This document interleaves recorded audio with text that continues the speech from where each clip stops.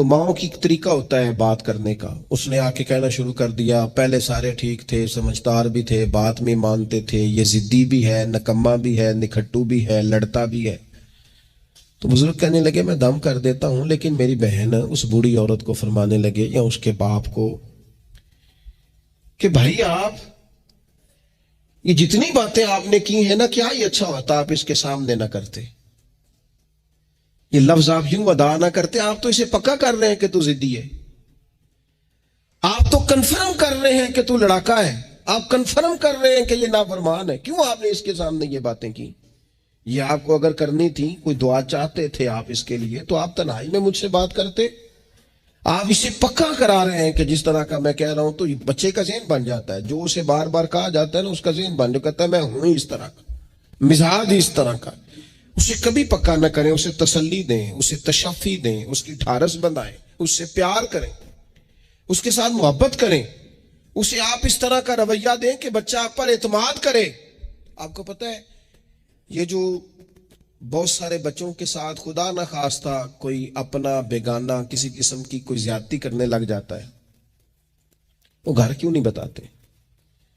वो किसी जबर का शिकार हो या किसी ब्लैकमेलिंग का शिकार हो, वो अपने घर में क्यों डिस्कस नहीं करते? घर वालों ने प्रेशर इतना ज्यादा डाला हुआ है। इन रवैयों से बाहर आए आप और जिंदगी को उस खूबसूरती के मुताबिक आपका बच्चा आप पर एतमाद करे, वो आपसे कह सके, वो आपको अपना दुख बता सके, उसको पता हो कि हर मामले में मेरी गलती नहीं निकाली जाएगी, उसे पता हो कि मैं जब कोई बात करूंगा तो मेरी सुनी जाएगी, घर के अंदर मेरी राय को अहमियत दी जाएगी। ये हमें एहसास कमजोरी सिखाते हैं बाज़ औक़ात बच्चों को। इससे बाहर आए। ओ ना ना तुसी ना अच्छे कपड़े पाया जे, कोई किया कहने दो जिसने जो कहना है। आप शुरू से बच्चों को इस तरह का बना रहे हैं कि वो लोगों को देख के बेचारे जिंदगी गुजारेंगे। क्यों इस एहसास महरूमी का हम अपनी औलादों को शिकार करते हैं? वो बाप के साथ वक्त गुजारे। मैं जी मसरूफ बड़ा हूं, तू ज्यादा मसरूफ है या रसूल पाक ज्यादा मसरूफ है? हुजूर की तो नवासी जिद करती हैं, सबसे बड़ी नवासी सही बुखारी में मौजूद है, हजरत ज़ैनब की बेटी। नबी पाक नमाज के लिए जा रहे, कहते मैंने भी जाना है। हुजूर नमाज के लिए आते तो बच्ची को उठा के साथ ले आते। सहाबा फरमाते हैं नबी पाक क़याम में है तो बच्ची यहां है। हुजूर रुकू सजदे में जाते तो बच्ची को करीब खड़ा कर लेते। और फिर प्यास बेटियों से तो हुजूर ने किया ही। शहजादियां चारों जब आती हुजूर उठ के खड़े होते। सैयदा पाक के बारे में फरमाया, सबसे छोटी बेटी के बारे में, कि फातिमा तो मेरे जिगर का टुकड़ा है। लेकिन यहां बात खत्म नहीं हुई। नवासों और नवासियों से प्यार। मैं नमाजी हूं जी, बच्चे को ले जाओ। मेरे रसूल पाक पर बच्चे पेशाब कर देते, हुजूर पानी बहा देते। तो मैं फिर क्या हो गया है? मैंने बहुत बड़ी बात कर दी अगर आपकी समझ में आए तो। और अल्लाह ताला शऊर दे सकता है। हुजूर किसी जानवर पर सवार होते थे तो जानवर पेशाब नहीं करता था जब तक हुजूर सवार रहते थे। रब चाहता तो बच्चा कभी पेशाब ना करता। इतना बड़ा काम इसलिए हुआ कि तेरी और मेरी समझ में बात आ जाए। मैं किबला हज़रत साहब होता हूं, मैं हाजी साहब हूं, मैं नमाजी साहब हूं, मैं फलां साहब हूं, लिहाजा बच्चों को ले जाओ, मैंने नमाज। वो तू ज्यादा पाक साफ है? आपके अंदर कुछ ज्यादा रानाई आ गई है कि आप अपनी औलाद को वक्त नहीं दे पाते? रसूल पाक अलैहिस्सलाम का लहजा और अंदाज, कुर्बान जाए, यानी बच्चों को ना मजा आए। सारी दुनिया से पैसे लिए हैं इंसान ने, कमाइयां की हैं, जायदादें बनाई हैं, बड़े बड़े उसको प्रॉफिट हुए हैं, लेकिन सारी जिंदगी दादी के 10 रुपए भूलते ही नहीं। वो जो दादा से लड़ के लिए जाते थे 5 रुपए, वो भूलते ही नहीं। वो अब्बा जी से कभी पैसे चाहिए होते थे तो अब्बा जी से नहीं डायरेक्ट कहते थे, दादी अम्मा से कहते थे, दादी आज 100 ही लेना है। तो दादी के पास बैठे होते तो अब्बा जी को बुला के दादी अम्मा कहती रुपया 500 देना मैनू चाहिए। तो अब्बा जी कहते अम्मा जी की करने ने, तेन बाजार देना जरूरी है, तू दे ना 500। तो अब्बा जी कहते मैनू समझ लगती पई जो इतने हो रहा है ना। अब वो जायका सारी जिंदगी भूला, उसकी लताफत नहीं गई, उसका हुस्न नहीं गया। वो 100 रुपया नहीं था, वो खरबों रुपए थे। इसलिए कि जिस चाशनी से वो मिले ना, जिस दर्द से, वो अम्मा से पैसे लेते वक्त तो यूं लगता है कि बंदा दुनिया के सबसे बड़े खजाने के सामने खड़ा है। इस लुत्फ को दुबाला करे जिंदगी में। ये हमारा कल्चर नहीं, ये हमारा हुस्न है, ये हमारी तहजीब है। नबी पाक अलैहिस्सलाम की नवासी जनाब उमामा बिनते ज़ैनब रदी अल्लाह ताला अन्हुमा, एक हार आया हुजूर के पास। तोहफे में। तो हुजूर ने फरमाया मैंने उसको देना है जो मुझे सबसे ज्यादा प्यारा है। अज़वाज मुतहरात कहते हैं दौड़ लग गई थी। हफ्सा को मिलेगा, मैमूना को मिलेगा, उम्मे हबीबा को मिलेगा। सैयदा आयशा सिद्दीका कहती हैं मेरे दिल में बड़ी बात थी कि अगर किसी और को मिल गया ना तो मैं तो समझती हूं करीम सबसे ज्यादा मोहब्बत ही मुझसे करते हैं। कहते हैं ये बात चल रही थी और वो जो थोड़ी देर के लिए वो इंतजार था कि किसको मिलेगा, तो वो इंतजार बड़ा हसीन बड़ा खूबसूरत था, उसमें बड़ी राहनाई थी। लेकिन कुर्बान जाए नबी करीम ने फरमाया मैं तो अपनी बड़ी नवासी जनाब ज़ैनब की बेटी उमामा को दूंगा। और हुजूर ने वो हार ला के उन्हें अपने दस्ते मुबारक से पहनाया। पर मैं कितना प्यारा लग रहा है मेरी बेटी को। थोड़ा सा ना अपने रवैये में वुस्सत। बच्चों को हमारी हाजत है और हमें दौलत की हाजत है, हमें पैसों की हाजत है। हमारा गाहक आ जाए तो बच्चे को थप्पड़ मारने से बाज नहीं आते। 2 4 5 मिनट की मसरूफियत है किसी बंदे की तो वो क्या कहेगा कि लो जी बच्चा आ गया है। तो बच्चे के साथ खेलना, बच्चे से ओ सुनो यार हद हो गई। निसाई में मौजूद है, सियासता की रवायत। नबी पाक ने सजदा लंबा कर दिया ना, मैं इससे बड़ी बात नहीं आपको सुना सकता। लंबा सजदा हो गया, लंबा। सहाबा फरमाते परेशान हो गए और तवील सजदा रसूल पाक ने फरमाया सजदा। सहाबा फरमाते हैं जब रसूल पाक अलैहिस्सलाम ने नमाज की तकमील की तो 2 बातें हमने अर्ज की हुजूर। एक तो हम परेशान हो गए थे कि कोई ऐसी बात ना हो गई हो, खुदा न खास्ता को नाखुशगवार बात, अल्लाह के हुक्म ने भी आना है आपने हमें बताया है। और दूसरा हमारा ख्याल था कहीं वही तो नहीं नाज़िल होनी शुरू हो गई। कई दफा वही आती है तो देर तक महबूब एक हालत में रहते हैं, इन 2 में से कोई एक होगी।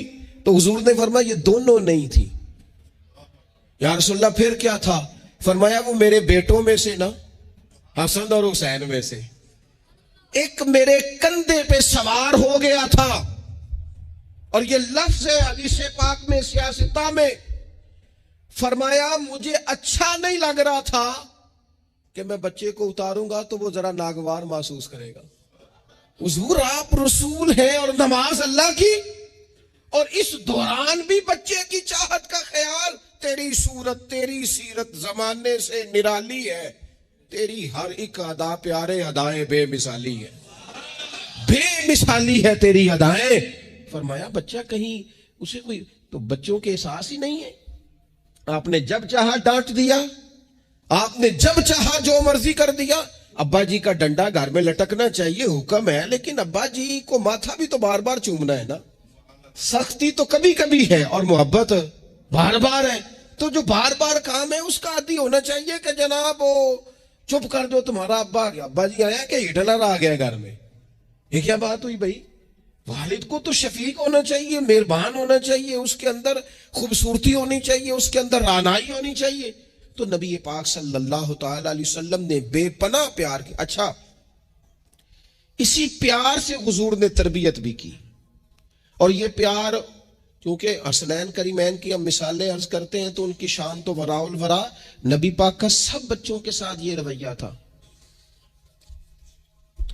हजरत अनस बिन मालिक कहते हैं मैं हुजूर का खादिम हूं, मेरी अम्मा खिदमत के लिए छोड़ के गई, पर हुजूर जब भी मुझे बुलाते कहते या बुनैया, ओ मेरे प्यारे बेटे।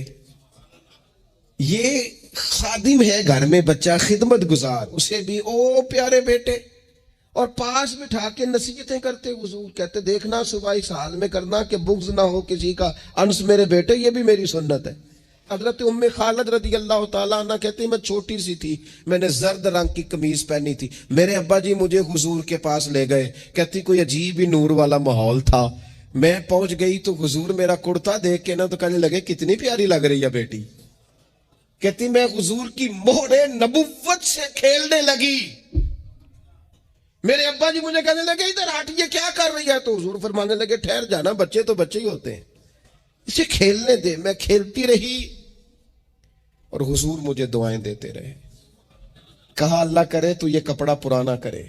क्या मतलब कि अल्लाह करे तेरी उम्र दराज हो, अल्लाह तुझे बेटा लंबी उम्र अता करे। हुजूर बच्चों के साथ मोहब्बत करते, उनसे प्यार करते, उनके साथ रसूल पाक अलैहिस्सलाम का खास शफकत का मामला। इनको जरूरत होती है हमारी, इनको हाजत होती है हमारी, लेकिन हमारे लहजे की तलखी, हमारे लफ्जों की तुरशरुई, काम के नाम पर, संवारने के नाम पर। और फिर आपको पता है ये जो बच्चों में अदल करने का क्यों कहा गया भला, कि अपनी औलाद में अदल करो। फरमाया हुजूर ने अल्लाह से डरो और औलाद में इंसाफ करो। क्यों कहा गया? वो इसलिए कहा गया कि एक बच्चे से आप प्यार कर रहे हैं तो दूसरा भी आपके बारे में उतना ही जज्बाती है, वो आपसे उतनी ही मोहब्बत करता है। आप एक की तारीफें किए ही जा रहे हैं, दूसरे को आपने नजरअंदाज कर दिया, तो अल्लाह की बारगाह में इसका भी जवाब देना है। हुजूर अलैहिस्सलाम ने फरमाया डर अल्लाह से, इंसाफ कर अपने बच्चों के अंदर।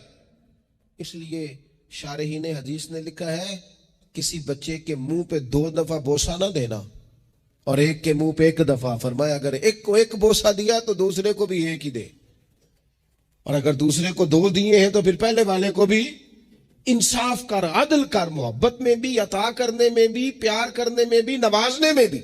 हर लिहाज से बाप की जिम्मेदारी है, मां की जिम्मेदारी है कि वो इंसाफ का तराजू थामे, वरना हिसाब सिर्फ नमाजों का नहीं होगा, मोहब्बतों का भी होगा। इन्नमा अम्वालुकुम व औलादुकुम फितना, इस माना में कि इनकी मोहब्बत बंदे पर गालिब होती है। तो कहीं उस मोहब्बत के गलबे की वजह से इन दोनों चीजों के असल जो मकसूद है उनसे ना गाफिल हो जाना। कहीं ऐसा ना हो कि तुम माल कमाते रहो और कमाते कमाते तुम अल्लाह की राह में खर्च करना ही भूल जाओ,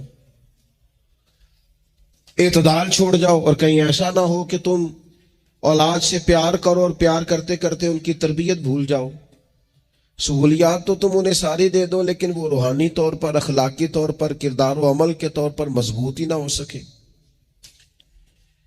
तो मेरे अजीज, औलाद इस माना में भी फितना है कि इसकी मोहब्बत बंदे पर गालिब होती है, और जब वो गालिब होती है तो कई दफा इंसान आजमाइश में आ जाता है। और ये जो मफहूम है ना कि औलाद की मोहब्बत गालिब होती है तो आजमाइश बनती है, इसको तो खुद नबी पाक अलैहिस्सलाम ने बयान किया। तिरमिज़ी किताबुल मनाकिब में हदीस मौजूद है। अल्लाह के प्यारे रसूल सल्लल्लाहु ताला अलैहि वसल्लम जुम्मतुल मुबारक का खुतबा इरशाद फरमा रहे थे। दौरान खुतबा महबूब करीम की नजर पड़ी तो हसनैन करीमैन आ रहे हैं, और आते आते वो लड़खड़ाए और गिर पड़े। हुजूर ने जुमे का खुतबा रोक दिया। महबूब उठे, बच्चों को या दोनों में से एक थे उनको उठा के हुजूर करीब लाए और दोबारा मिंबर पर बैठ के फरमाया, रब ने सच फरमाया है, इन्नमा अम्वालुकुम व औलादुकुम फितना, तुम्हारी औलाद और तुम्हारा माल आजमाइश है तुम्हारे लिए। फरमाया बच्चा गिरा है और मुझे तकरीर रोकनी पड़ी, बात रोकनी पड़ी, गालिब आ गई मोहब्बत। भाई आप इस बात को अच्छी तरह समझ लेंगे और याद रखेंगे कि इस मोहब्बत के गलबे में ना बच्चों की तरबियत को भूलना है, ना माल के असल मसरफ को भूलना है, ना उसूल और कायदे ज़ाब्ते को छोड़ना है। हमारे यहां यह हुआ है कि तरबियत औलाद के मामले में जितनी गफलत आज हमारे यहां हो रही है, मैंने बहुत पहले भी कहा था, फिर कहता हूं और बार बार कहता हूं कि बच्चों की तरबियत के लिए सबसे पहले मां बाप का बाकिरदार होना जरूरी है। ये नहीं हो सकता कि वालिद हाथ फैला के पैसा इकट्ठा करे और बेटा उसका मेहनती हो जाए। ये नहीं हो सकता कि वालिद अपनी जिंदगी तकवा और तहारत से दूर बसर करे और बेटा बड़ा मुत्तकी परहेजगार उसे देख के हो जाए। अल्लाह की तौफीक से हो जाए तो हो जाए, लेकिन अगर वालिद चाहते हैं मेरी वजह से वो खैर हासिल करे तो फिर खुद बाकिरदार बने। वो पहले खुद सच बोले, पहले खुद तकवे का रास्ता इख्तियार करे, पहले खुद परहेजगार बने। इसलिए कि बाकियों के यहां हो सकता है हमारी तकरीरें असर करें, लेकिन बच्चों के यहां हमारा किरदार जज़ब होता है तो हमारे अमल से फैज पाते हैं। तो पहली बात तो यह कि उनसे रवैया इस तरह का रखा जाए कि वो हमारे किरदार से सबक। और दूसरी बात यह कि अपनी औलाद से प्यार किया जाए। हमारे यहां जनाब बेपनाह डांट डपट होती है बार जगहों पे बच्चों को, खास शफकत बच्चों के साथ आपका रवैया मीठा हो। डांटना कभी कभार है और प्यार हर रोज है। नबी अकरम सल्लल्लाहु ताला अलैहि वसल्लम बच्चों से इस तरह मोहब्बत करते थे कि हसनैन करीमैन को, ये जरा बात पर गौर करना, हुजूर अपने नवासों को चूमा भी करते थे और सूंघा भी करते थे। ये बड़ी खास बात है, इस पर तवज्जो करें। और हुजूर सूंघ कर पता क्या फरमाया करते थे? फरमाया ये मेरे बच्चे मेरे लिए फूल हैं जन्नत का। हुजूर उनको सूंघते। आप किसी खास चाय को सूंघते हैं, कोई खास ही मुअत्तर चीज हो तो सूंघते।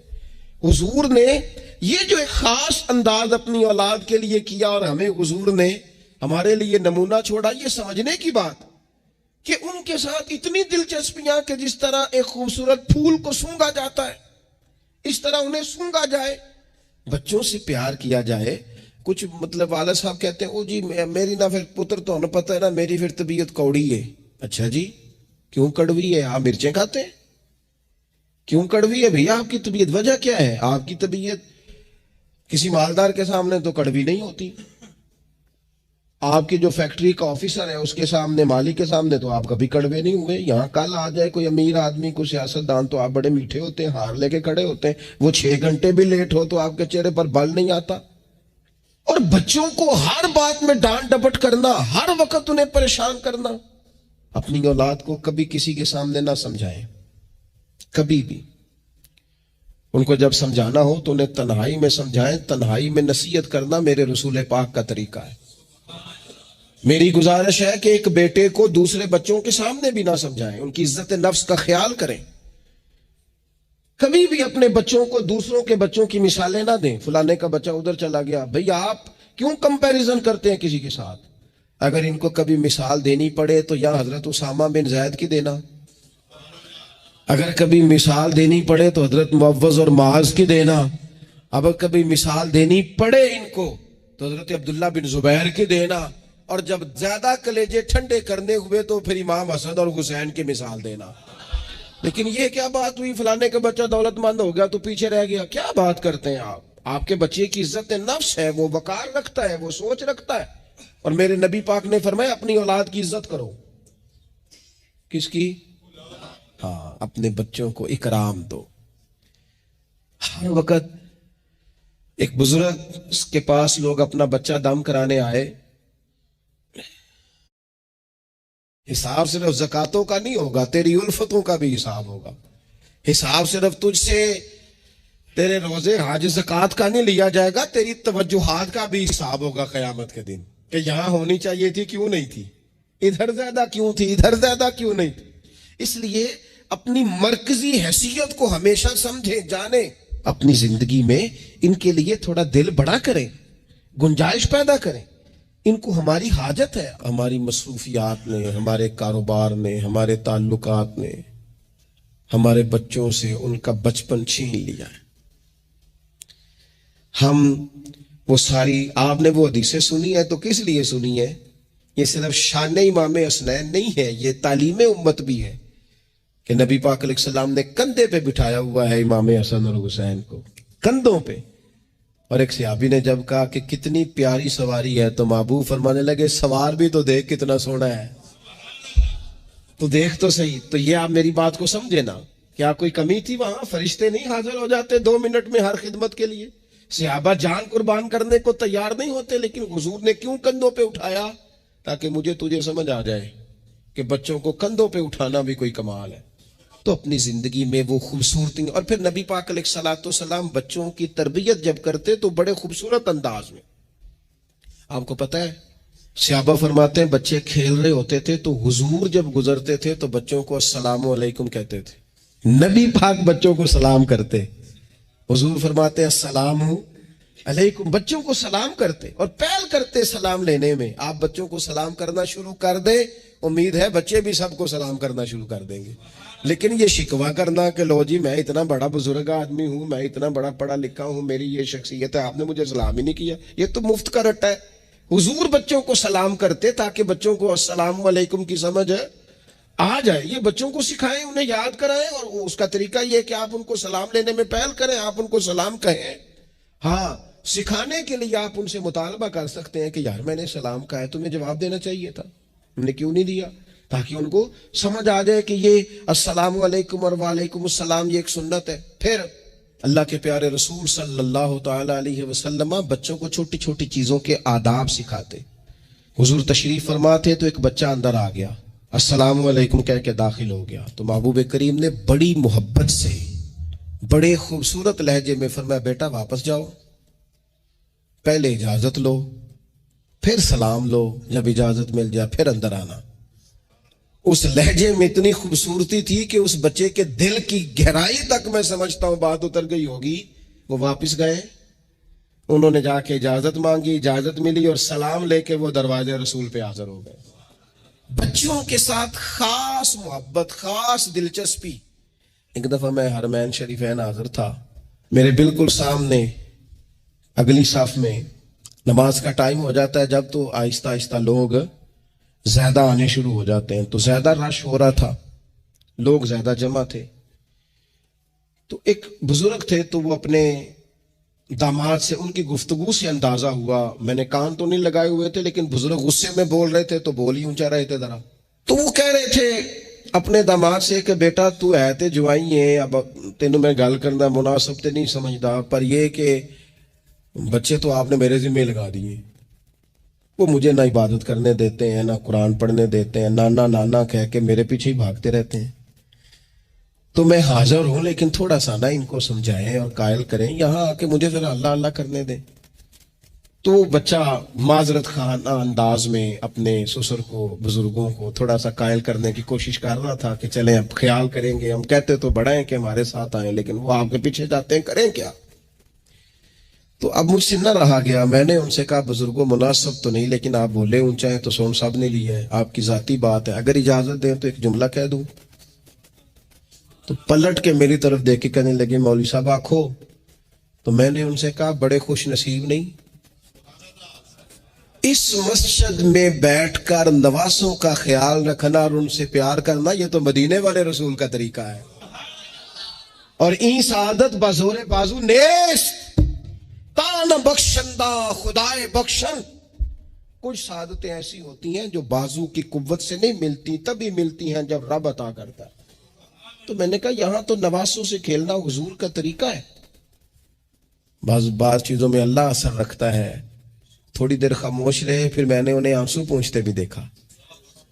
कहने लगे अल्लाह तोड़ा भला करे, लो भाई पुत्र हुण तुसी भावें आराम करो।